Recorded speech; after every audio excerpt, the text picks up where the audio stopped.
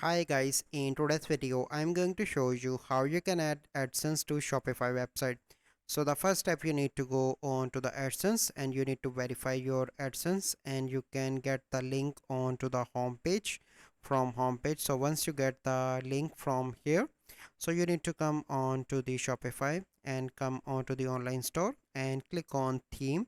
So once you click on the theme, wait for a few seconds so that it will load. Then you need to click on customize, and once you are on this customize section, so here you can see that add section. Click here, and here you need to add custom liquid.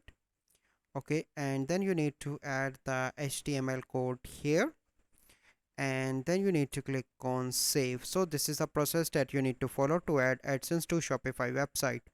So I hope you find this video helpful. If you find this video helpful, must like this video, subscribe to our YouTube channel for future videos. We'll see you in the next video. Thank you. Have a good day.